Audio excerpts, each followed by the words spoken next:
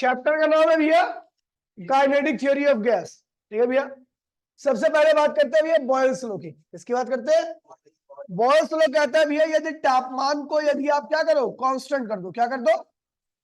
तापमान को कांस्टेंट कर दो तो पीवी इक्वल्स टू क्या होता है? N R T. इधर की सारी टर्म क्या हो जाएगी? कांस्टेंट। ठीक है, तो पीवी इक्वल्स टू में क्या हो जाएगा? कांस्टेंट। जहां पर भी आपको पीवी कांस्टेंट होता है तो इसका मतलब बॉयल्स लॉ है। पी इज इक्वल्स टू में कांस्टेंट अपॉन में क्या हो गया?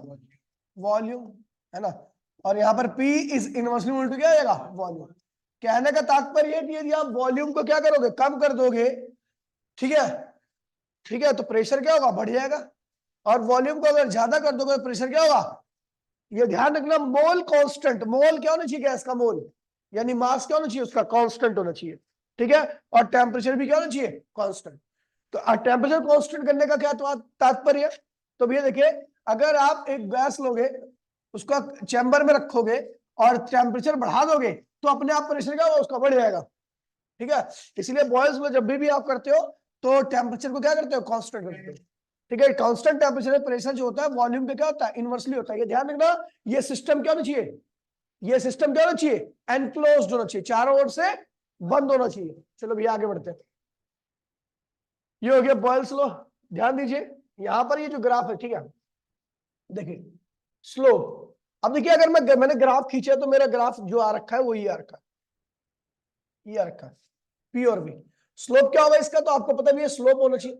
स्लोप होता है y अपॉन में x। y कोऑर्डिनेट पे कौन है? प्रेशर। x कोऑर्डिनेट पे कौन है? वॉल्यूम। प्रेशर अपॉन में वॉल्यूम। ठीक है, और आपको पता है भैया p, यार क्या हो रहा है, ठीक है, पी और वी ग्राफ खींच दिया मैंने, देखा कम प्रेशर है, देखिए कम वॉल्यूम है तो प्रेशर क्या है? ज्यादा। और अगर ज्यादा वॉल्यूम है तो प्रेशर क्या हो गया? कम हो गया। ठीक है, अच्छा ये पी और 1 में वी के बीच का रिलेशन है। पी आपको पता, पी इज इनवर्सली प्रोपोर्शनल क्या होता है? इनवर्सली प्रोपोर्शनल होता है वी के। लेकिन 1/वी के क्या होता है? डायरेक्टली होता है। क्या होता है? 1/वी के डायरेक्टली होता है। यानी क्या होगा? 1/वी बढ़ेगा तो पी भी क्या होगा? बढ़ेगा। 1/वी घटेगा तो पी भी क्या होगा? घटेगा। तो अगर मैं 1/वी और पी के बीच का ग्राफ खींचूंगा तो डायरेक्टली होने की वजह से सीधा जाएगा, और पी और वी के बीच का ग्राफ खींचूंगा तो कैसे आएगा? इनवर्सली आएगा। अच्छा, यहां पर मैं लिखवा रखा है, देखिए बहुत इंपॉर्टेंट चीज है, स्लोप। इस पीवी डायग्राम का हम क्या निकाल रहे हैं? स्लोप निकाल रहे हैं, स्लोप ऑफ इस वाले ग्राफ का। तो आपको पता है स्लोप क्या होता है? tan theta. क्या होता है? स्लोप। स्लोप क्या होता है? y अपॉन में x। y क्या है भी आपका? p, और x क्या है भी? 1/v। क्या है? तो स्लोप क्या हो जाएगा? पीवी। क्या हो जाएगा? पीवी स्लोप हो जाएगा। अच्छा, पीवी किसके बराबर आता है? एनआरटी के। तो आप देख रहे हो स्लोप जो है वो टेम्परेचर के क्या है? डायरेक्टली आ रहा है। स्लोप जो है वो टेम्परेचर क्या है? डायरेक्टली। अब क्वेश्चन कैसे आते हैं इस पे देखिए, आपने ग्राफ खींचा है पी और 1/v का, तीन अलग अलग गैसेस के लिए, सी, बी, ए। अब बोल रहा है सबसे ज्यादा टेम्परेचर किस गैस का होगा? तो भैया अपने को पता भी है जिसका टेम्परेचर, जिसका स्लोप ज्यादा होगा उसका टेम्परेचर क्या होगा? ज्यादा होगा। जिसका स्लोप कम होगा उसका टेम्परेचर भी क्या होगा? कम होगा। स्लोप ज्यादा, टेम्परेचर ज्यादा। चलो भैया आगे बढ़ते हैं। ये एक ऐसा चैप्टर है जो बच्चा सबसे ज्यादा भूलता है, ठीक है, और सबसे आसान चैप्टर ही है। अब बात करते हैं भैया चार्ल्स लॉ की। किसकी बात करते हैं? चार्ल्स लॉ क्या कहता है? कुंडीर बता, चार्ल्स लॉ क्या कहता है? जब टेम्परेचर कांस्टेंट होगा नहीं, जब प्रेशर कांस्टेंट होगा तो वॉल्यूम टेम्परेचर का डायरेक्टली होगा। क्या होगा? यदि आप प्रेशर को कांस्टेंट कर दो, ठीक है, प्रेशर क्या हो गया? कांस्टेंट, और उसके बाद नीचे से टेम्परेचर को बढ़ाओ तो क्या होगा? वॉल्यूम क्या होता है? बढ़िया। एग्जांपल मैंने बताया था टायर। क्या बताया था? टायर। टायर का क्या होता है कि वॉल्यूम फिक्स रहता है, कैसे ही प्रेशर कांस्टेंट रहता है।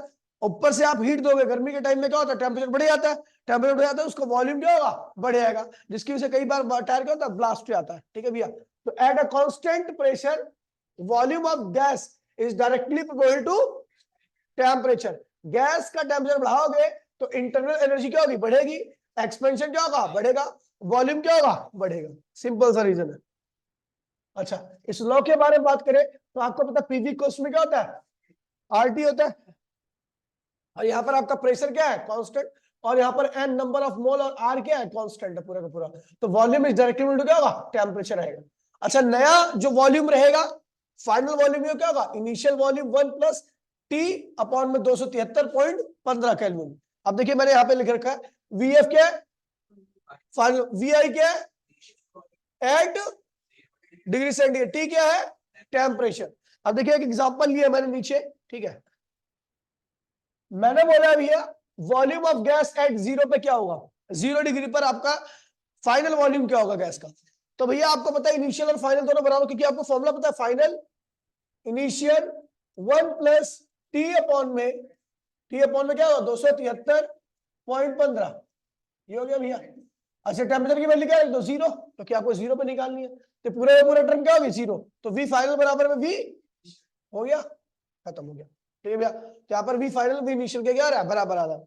सेकंड कह रहा है volume of gas at 2 degree centigrade, तो भैया आपको क्या करना है, टेम्परेचर क्या यहाँ पर करोगे 2 डिग्री लिखोगे, सॉल्व करोगे तो आप देखोगे भैया आपका जो वॉल्यूम आ रखा है फाइनल वाला, वो इनिशियल वाले से क्या होगा, क्योंकि 1 प्लस समथिंग क्या होता है भैया, एक से ज्यादा। और यदि आपको किसी साइड में एक से ज्यादा की मल्टीप्लाई करनी पड़ रही है, इसका मतलब वो साइड छोटी थी, दूसरी साइड क्या है, बड़ी है, यानी फाइनल वॉल्यूम इनिशियल से क्या होगा, क्योंकि आप जब इसको डिवाइड करोगे तो कुछ आएगा पॉइंट में, वो एक में जुड़ करके एक से बड़ा हो जाएगा, और किसी साइड में अगर आप एक से बड़े नंबर की मल्टीप्लाई करते हो, इसका मतलब वो साइड क्या थी, एक्चुअल में छोटी थी, ठीक है। तो इसका मतलब इनिशियल वॉल्यूम छोटा था, फाइनल क्या हो गया 2 डिग्री पर बड़ा हो गया। ऐसे ही आप किसी भी टेम्परेचर पर, केल्विन में नहीं होना चाहिए, डिग्री सेंटीग्रेड में होना चाहिए, किसी भी टेम्परेचर पर नया वॉल्यूम निकाल सकते हो। अगर मैं बोलूंगा भैया बताइए 273 डिग्री सेंटीग्रेड पर क्या होगा, तो आप क्या रखोगे 273.15, तो ऊपर से नीचे कैंसिल हो गया, एक बचा, 1 प्लस 1 क्या हो गया 2, तो फाइनल वॉल्यूम क्या होगा, इनिशियल से डबल हो जाएगा, समझ गए ऐसा। अब तो ये तो हो गई -273 पर आपको पता है एब्सोल्यूट 0 होता है, ठीक है, या इससे छोटा टेम्परेचर एग्जिस्ट नहीं करता।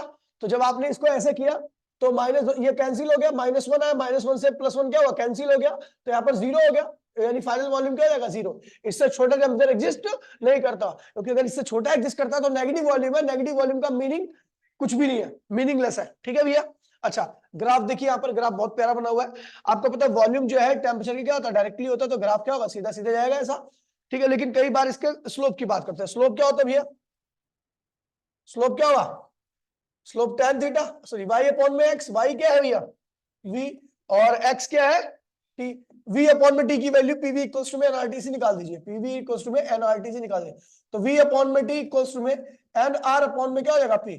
तो आप देख रहे हो ये स्लोप है, स्लोप जो आ रहा है वो प्रेशर के क्या आ रहा है, इनवर्सली आ रहा है।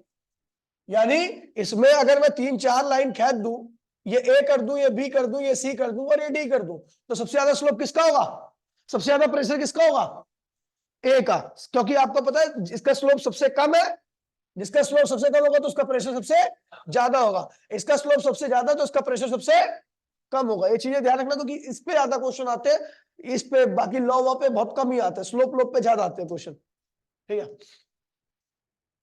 चलो ये हो गया, ये देखो ग्राफ बना रखा आपको ABC, है ना। अब इसमें बताना है कि आपको किसका प्रेशर ज्यादा है, तो भैया आपको पता है प्रेशर स्लोप के इनवर्सली है, C का प्रेशर सबसे ज्यादा और A का प्रेशर सबसे कम, स्लोप क्योंकि उसका सबसे ज्यादा है। गे-लुजैक लो, ठीक है, सुन हर्ष तेरे लॉ आ गया, ठीक है, हर्ष लुजैक लॉ, ठीक है, हाँ प्रिंस वैसे प्रिंस नाम था ना। अब देखिए गे-लुजैक लॉ क्या कहता है, सुन लीजिए बेटा, कहता है भैया कि यदि आप क्या करो भैया वॉल्यूम कांस्टेंट कर दो, क्या कर दो, तो pressure is directly proportional to क्या होगा, प्रेशर कुकर इसका एग्जांपल है बेस्ट, कि उसका वॉल्यूम क्या होता है, फिक्स होता है, नीचे से आप क्या करते हो टेम्परेचर, तो उसके अंदर का प्रेशर क्या होता है, बढ़ता है, समझ गए। वॉल्यूम फिक्स करके आप अगर टेम्परेचर बढ़ाओगे तो अंदर का प्रेशर क्या होगा, बढ़ता चला जाएगा। प्रेशर कुकर इसका बेस्ट एग्जांपल, ठीक है भैया। वॉल्यूम कांस्टेंट, वॉल्यूम क्या कर दिया कांस्टेंट, एन कांस्टेंट, आर आपको पता कांस्टेंट, तो यहाँ पर क्या होगा, pressure is directly equal to क्या होगा, टेम्परेचर हो जाएगा, ठीक है भैया। ग्राफ के लीजिए, अच्छा इसका स्लोप निकालोगे तो P अपॉन में क्या होगा, T आएगा स्लोप इसका, है ना। अब P अपॉन में T की वैल्यू PV इक्वल्स टू में nRT से निकाल लीजिए, तो भैया P अपॉन में T इक्वल्स टू में क्या होगा, nR अपॉन में V। हम देख रहे हैं स्लोप जो है वो क्या है, स्लोप जो है वो प्रेशर के क्या आ रहा है, इनवर्सली आ रहा है, अच्छा सॉरी V है ना, ये वॉल्यूम के इनवर्सली आ रहा है, ठीक है। जब वॉल्यूम ज्यादा तो स्लोप कम, जब वॉल्यूम कम तो स्लोप ज्यादा, नीचे करवा रखा मैंने, देख लीजिए। ये देखिए किसका स्लोप ज्यादा होगा, सॉरी किसका वॉल्यूम ज्यादा होगा, बी का, क्योंकि उसका स्लोप क्या है भैया, कम है। किसका प्रेशर कम होगा, ए का, क्योंकि उसका स्लोप क्या है, ज्यादा। कैलकुलेशन ऑफ फाइनल प्रेशर, तो ये याद है आपको, वही है बिल्कुल सेम वैसे ही है जैसे फाइनल वॉल्यूम हमने निकालता, तो फाइनल प्रेशर इक्वल्स टू में इनिशियल प्रेशर 1 प्लस, सब कुछ सेम ही है। 0 पे निकालना है तो इनिशियल फाइनल प्रेशर क्या होगा, दोनों सेम रहेगा। 273 पे निकालना है तो प्रेशर क्या होगा, डबल हो जाएगा, जिस प्रकार से वॉल्यूम डबल होता है, ठीक है। आगे बढ़ते हैं। हाँ, इन तीनों लॉ को न्यूमेरिकल में इस तरीके से यूज भी किया जाता है, ठीक है भैया। आपको पता है बॉयल्स लॉ क्या कहता है, पीवी इक्वल्स टू में कांस्टेंट, तो इसको हम लिख सकते हैं P1 V1 बराबर P2 P2। बेटा इतनी जल्दी, अच्छा थोड़ा जल्दी आएगा, चल बैठे बेटा। चार्ल्स लॉ, देखिए भैया चार्ल्स लॉ क्या कहता है, सुन लीजिए। चार्ल्स लॉ में प्रेशर क्या था, कांस्टेंट था। हमने देखा चार्ल्स लॉ था V अपॉन में T इक्वल्स टू में क्या था, कांस्टेंट, याद है। तो इसको आगे कैसे लिखे, P1 T1 अपॉन में बराबर है P2 V2, ठीक है। गॉस-लीजेक लॉ में आपका वॉल्यूम क्या था, कांस्टेंट था, तो आप इस प्रकार से लिख सकते हो, कोई दिक्कत तो नहीं है। ये केवल न्यूमेरिकल के ज्यादातर यूज होते हैं, ठीक है। अब आता भी है इक्वेशन ऑफ परफेक्ट गैस और आइडियल गैस, ठीक है भैया। इसमें समझने वाली जो चीज है वो यहीं से है, ठीक है, बाकी तो सब डायरेक्ट था। पैर मत हिलावा है, समझ गया, तोड़ दो पैर, ठीक है। परफेक्ट गैस इक्वेशन और आइडियल गैस इक्वेशन एक ही चीज है, ठीक है। पीवी इक्वल्स टू में एनआरटी। अब इसकी डेरिवेशन करेंगे हम तीनों लॉ को कंबाइन करके, कुछ भी नहीं है, ठीक है। अपने को पता भी है कौन सा लॉ है, बॉयल्स लॉ।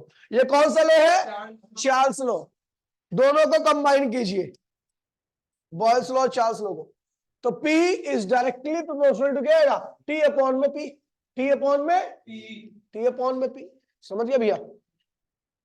अब इस प्रोपोर्शनलिटी साइन को हटाने के लिए हमने क्या किया है, कांस्टेंट लगा दिया, ठीक है। समझ गए। तो ये हो गया V इक्वल्स टू, अब इसको साइड में रखो, ठीक है, इसको कुछ छेड़ा-छाड़ी मत करो। कांस्टेंट की वैल्यू क्या आएगी, यहाँ पर कांस्टेंट की वैल्यू देखो, P इधर आएगा, T इसके नीचे आएगा, PV अपॉन में T आ गया कांस्टेंट की वैल्यू। अच्छा देखिए अब ध्यान दीजिए, अब यही से समझने वाली बात है। हम जानते हैं for 1 mole of gas the constant has same value for all gases and it call universal gas constant denoted by R।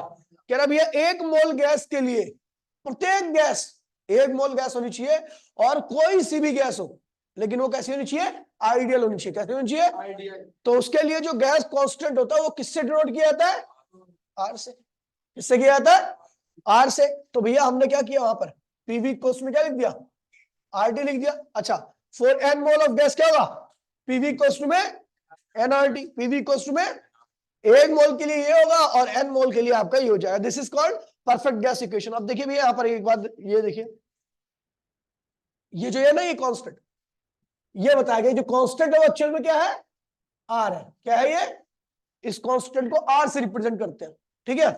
वही लिखा हुआ for 1 mole of gas the constant has same value for all gases, कोई भी gas हो, ठीक है, and it's called universal gas constant denoted by R। तो इस कांस्टेंट के यहाँ पे आप क्या लिखोगे, R लिखोगे, क्या लिखोगे, और पीवी क्वेश्चन में क्या होगा, RT हो जाएगा 1 मोल के लिए, और आपको पता है n मोल के लिए क्या होगा, पीवी क्वेश्चन में 1 मोल के लिए ये है, n मोल के लिए अगला हो जाएगा। समझ गया भाई। अब देखिए, अब यहाँ पे थोड़ी समझने वाली बात है नीचे, this is perfect gas equation.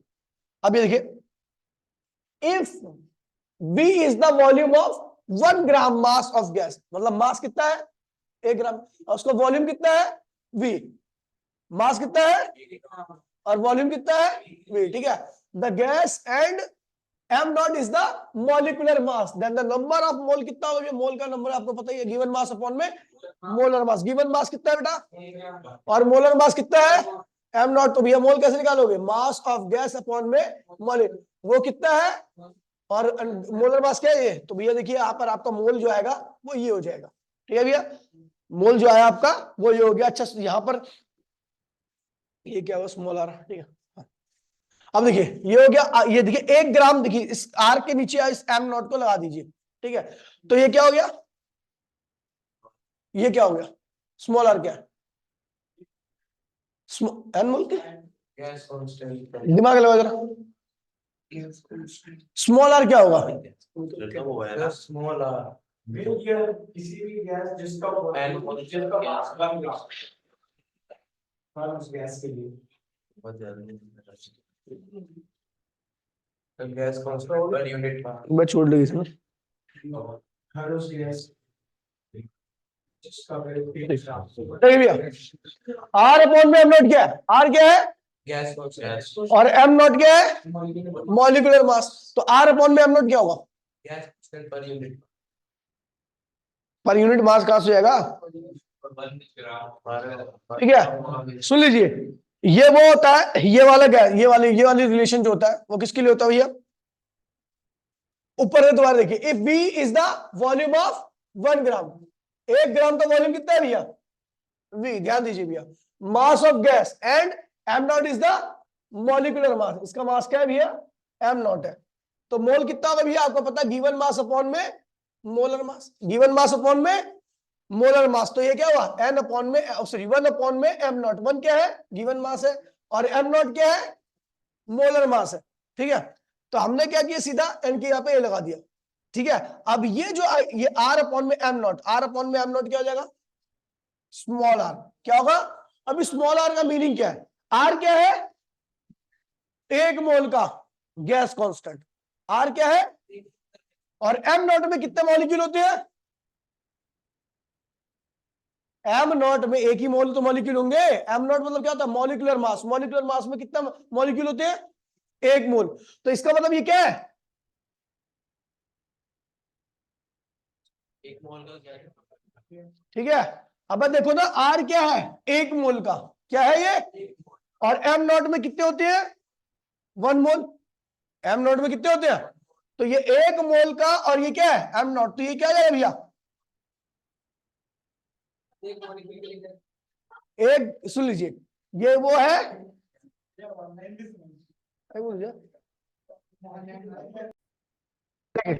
PV course में क्या होता है? एनआरटी। ठीक है, पीवी कोर्स में क्या है? आपका नंबर ऑफ मोल क्या होगा? गिवन मास अपॉन में मोलर मास। गिवन मास क्या है भैया? 1 ग्राम है, और मोलर मास क्या है इस गैस का? एम नॉट है, और ये क्या हुआ?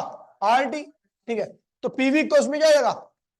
आर अपॉन में एम नॉट इंटू में टी। ठीक है भैया, तो ये बता रहा है, ये जो टर्म में आर नॉट अपॉन में एम नॉट, ये बता रहा है कि भैया देखिए, आपको पता है ये किसका? 1 मोल के लिए, 4 mole of 1 mole, 1 mole of ideal gas constant. और इसमें कितने होते हैं? 1 मोल, ठीक है, का मास।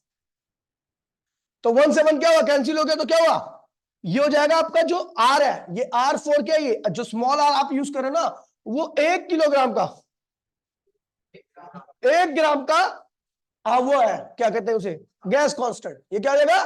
क्योंकि ये जो मोलर मास होता है ना, वो ग्राम में दिया होता है। ठीक है भैया, ये 1 ग्राम का आइडियल गैस कांस्टेंट है, 1 ग्राम का मास के टर्म में। अगर आपको जितने भी ग्राम, 2 ग्राम का निकालो तो क्या करोगे? 2R। 3 ग्राम का निकालो तो क्या करोगे? 3R। लेकिन ध्यान रखना, मोल कितना होना चाहिए? 1 मोल। ठीक है, जितने भी ग्राम का आपको निकालना है, आप उसी से क्या करो भैया? उतने से मल्टीप्लाई कर दोगे। 4 ग्राम का निकाला तो, ठीक है भैया, पीवी इक्वल्स टू एनआरटी। ये क्या हो गया भैया? आपका 1 ग्राम का आइडियल गैस कांस्टेंट। ये क्या है?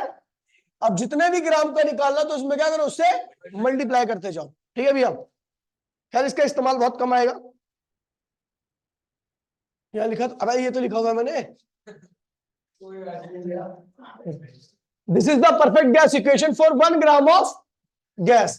ठीक है, 1 ग्राम के लिए this is the gas constant for 1 ग्राम। ठीक है भैया, एन ग्राम के लिए क्या होगा?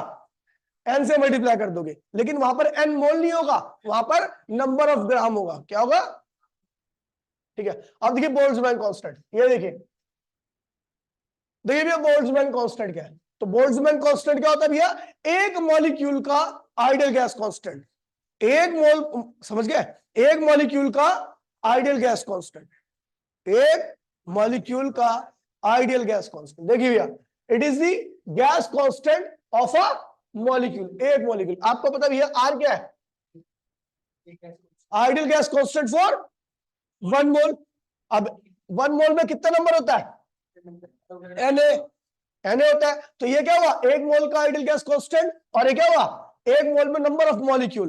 काटोगे तो क्या आएगा, 1 मॉलिक्यूल का गैस कांस्टेंट, 1 मॉलिक्यूल का, इसी को हम क्या लिखते हैं भैया, केबी। क्या लिखते हैं, केबी। ध्यान दीजिए भैया, तो आर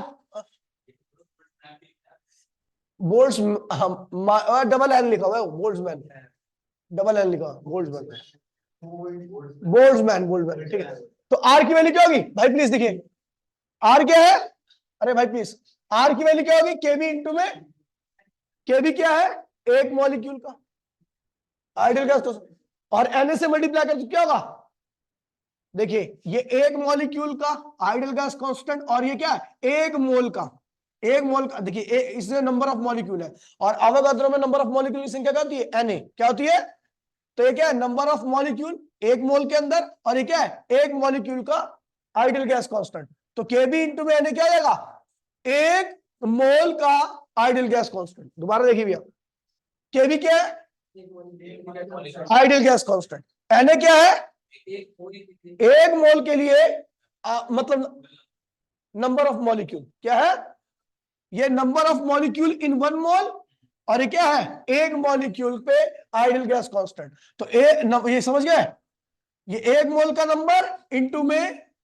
1 मॉलिक्यूल का आइडियल गैस कांस्टेंट, तो क्या होगा, 1 मोल के लिए क्या हो जाएगा भैया, आइडियल गैस कांस्टेंट, इसको कैपिटल आर से लिखते हैं, किस लिखते हैं, ठीक है भैया, आर क्या है, constant for 1 mole of ideal gas, ठीक है भैया। अब ध्यान भाई प्लीज बोलिए मत कोई भी, ठीक है। यहां पर देखिए, as the number of moles, क्या भी है, नंबर ऑफ मोल क्या होता है, number of molecule, number of molecules upon में ये भी होता है भैया, गिवन नंबर अपॉन में एवोगाड्रो नंबर भी क्या होता है भैया, मोल्स के बराबर होता है। बताया था मैंने, नीचे 2-3 फॉर्मूले लिखवाए थे, कहां लिखवाए थे पता नहीं, कहां लिखवाए थे, नीचे की तरफ, ठीक है। तो नंबर कितना है भैया, एन, और एवोगाड्रो नंबर कितना है, Na, तो मोल कितना हो जाएगा। अब देखिए भैया, फ्रॉम फर्स्ट इक्वेशन, फर्स्ट कौन सी इक्वेशन भैया ऊपर है, ये रही, ठीक है, from first and second equation, N की वैल्यू क्या रखी भैया, एन ए, एन अपॉन में एन ए, एन अपॉन में, तो अपने को पता है भैया पीवी इक्वल्स टू में एनआरटी होता है, ठीक है भैया। तो यहां पर इसने बराबर लिखना चाहिए था, बेवकूफ बच्ची है, ठीक है। एन की वैल्यू क्या होगी, अपॉन में एन ए, आर की वैल्यू क्या होगी, केबी इंटू में एन ए, और ये क्या हुआ, ठीक है जी, यहां पर टेम्परेचर, तो एन से एन क्या हुआ, कैंसिल हो गया, तो ये क्या होगा, पीवी कोस में केबी एन टी। अब ये क्या है, ये है ideal gas equation for N molecule, किसके लिए है, एन मॉलिक्यूल के लिए आइडियल गैस इक्वेशन आ गई। आपको 4 मॉलिक्यूल के लिए निकालना है तो यहाँ पे क्या लिखोगे 4, आपको 5 मॉलिक्यूल के लिए निकालना है तो आप क्या लिखोगे 5, वहां पे 10 मॉलिक्यूल के लिए निकालना तो, जैसे वहां पर हमने आइडियल गैस कांस्टेंट पीवी कोस में क्या किया था, आरटी किया था, तो ये क्या था 1 ग्राम के लिए, किसके लिए है, 2 ग्राम के लिए क्या करोगे, 3 ग्राम के लिए, समझ गया। ऐसे ही ये क्या है, नंबर ऑफ मॉलिक्यूल के लिए आइडियल गैस, ठीक है भैया, इक्वेशन। अब आपको 100 मोल के लिए निकालना है, सॉरी 100 मोल के लिए तो नहीं निकल सकता ना, तो सीधा एन की जगह पे 100 रखोगे, पीवी को उसमें, ठीक है, उसमें लग जाएगा। अब आपको 100 मॉलिक्यूल के लिए निकालना तो एल की वैल्यू क्या होगी 100, ठीक है भैया। 1 मॉलिक्यूल के लिए निकालना तो 1 for ideal gas equation for N molecule.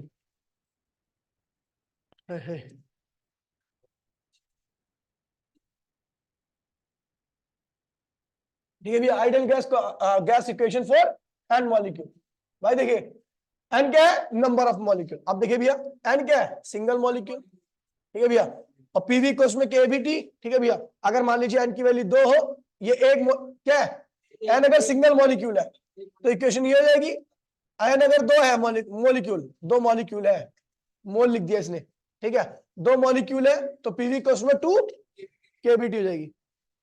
अगली मीटिंग भी होगी भैया, ठीक है, हाँ हाँ।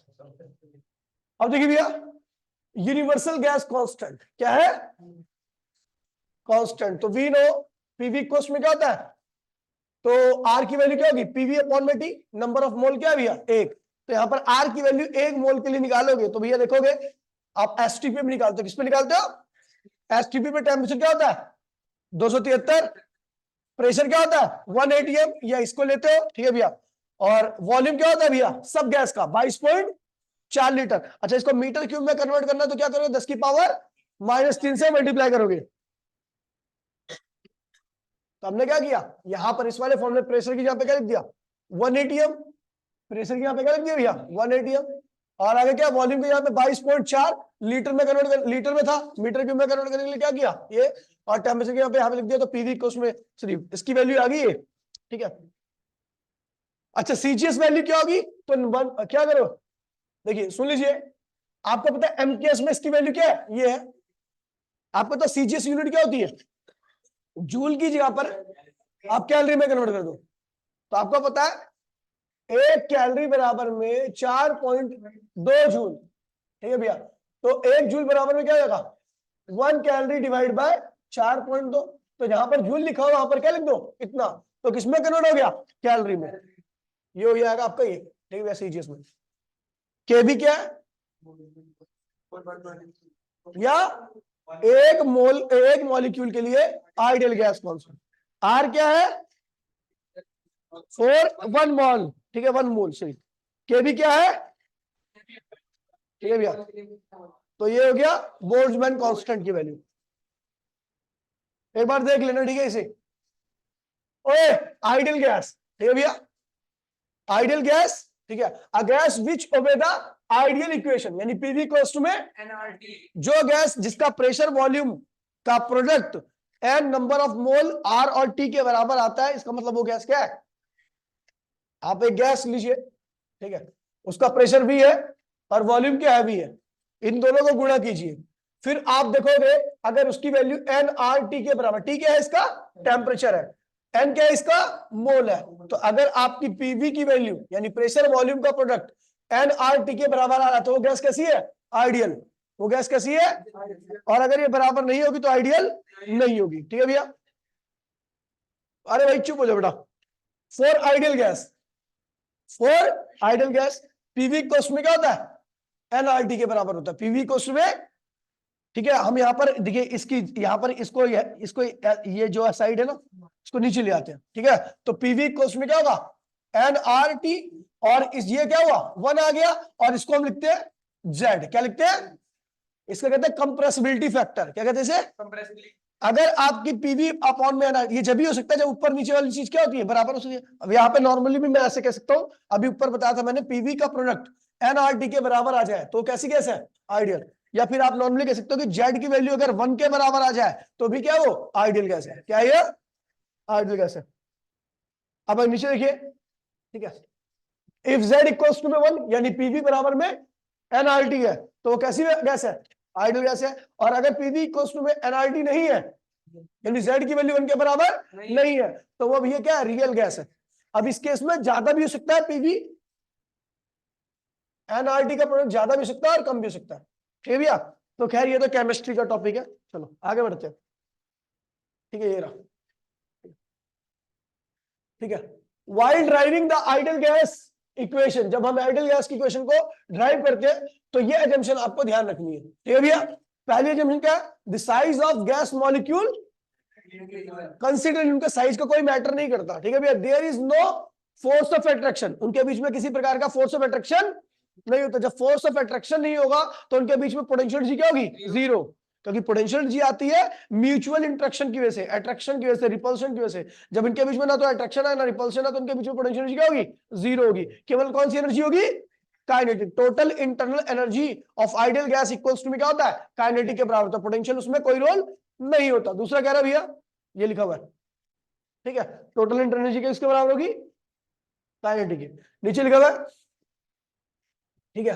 However no real gas actual, ठीक है, फुलफिल द अबव कंडीशन, कोई भी रियल गैस ऊपर वाली कंडीशन को फुलफिल नहीं कर सकती, क्योंकि इसका रियल गैस के पास साइज भी होता है, उसके मॉलिक्यूल आपस में इंटरेक्ट भी करते हैं। लेकिन अगर मुझे रियल गैस को आइडियल गैस जैसा बनाना है तो क्या करें, वॉल्यूम बहुत बढ़ा दो, टेम्परेचर भी बहुत बढ़ा दो, प्रेशर को क्या कर दो कम कर दो, ठीक है। ये तीनों कंडीशन अगर आप कर देते हो तो गैस एक दूसरे से क्या होंगी बहुत दूर दूर चली जाएंगी, इनके बीच में म्यूचुअल इंट्रैक्शन और नंबर ऑफ कोलिजन भी ना के बराबर रहेंगे, ठीक है भैया।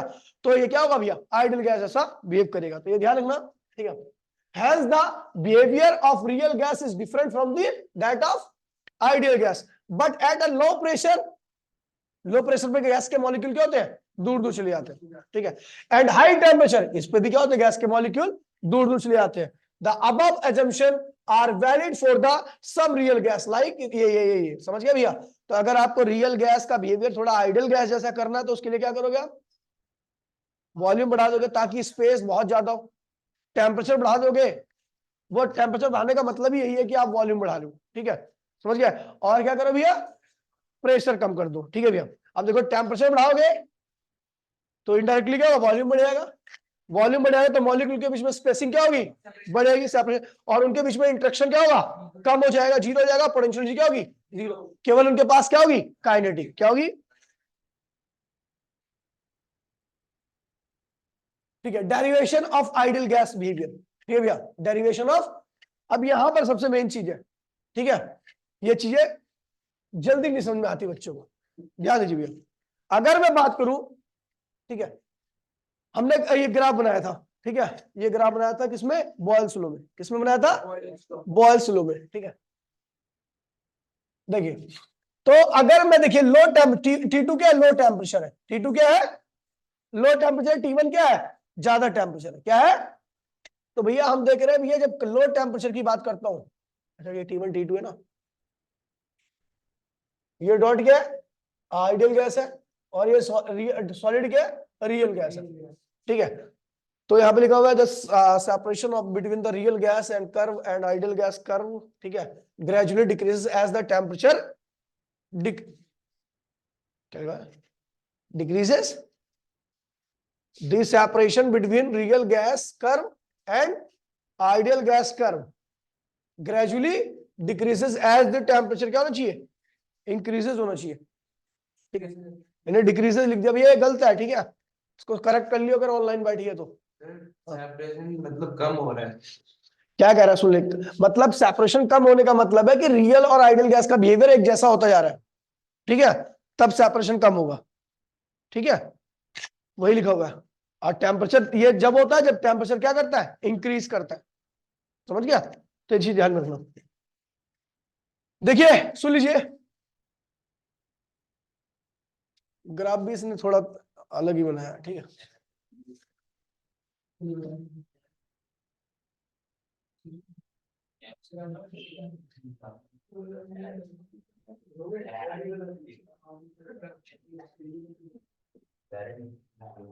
ठीक है, चलो देखिए, देखिए सुन लीजिए,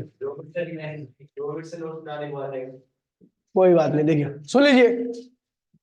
अब देखिए भैया क्या कह रहा है, चूज द राइट ऑप्शन. आपको सही ऑप्शन चूज करना है, ठीक है. तो ये 3 ग्राफ बनवाए थे मैंने, ठीक है, और मैंने कहा था कि इनमें सबसे ज्यादा टेम्परेचर कौन सी गैस किसका होगा, किस कर्व का होगा, ठीक है भैया. तो मैंने कहा था तीसरा ऑप्शन. कैसे भैया, तो आपको बताया था ये कौन सा ग्राफ है, PV ग्राफ है, क्या है, बॉयल्स लॉ. तो आपको पता है PV इक्वल्स टू NRT होता है, ठीक है. और हम क्या करें, NR और ये सब क्या है भैया, कांस्टेंट ले लेते हैं. तो भैया क्या होगा, वॉल्यूम क्या होगा, टेम्परेचर के डायरेक्टली होता है. वॉल्यूम टेम्परेचर क्या होता है, डायरेक्टली होता है. सुन लीजिए, तो मैंने इन तीनों ग्राफ का वॉल्यूम देख लिया, ये तीनों ग्राफ देख लिया, ऐसे करके तीनों ग्राफ देख लिए, एक लाइन खींच दी, क्या कर दिया, लाइन. तो हम देख रहे हैं इस वाले कर्व के लिए वॉल्यूम क्या आ रहा है आपका, इतना आ रहा है. इस वाले कर्व के लिए वॉल्यूम क्या आ रहा है, इतना आ रहा है. और इस वाले कर्व के लिए वॉल्यूम क्या आ रहा है, इतना आ रहा है. सबसे ज्यादा वॉल्यूम क्या आ रहा है, तीसरे कर्व के लिए आ रहा है. और तीसरे कर्व के लिए वॉल्यूम ज्यादा, इसका मतलब उसका टेम्परेचर भी क्या होगा,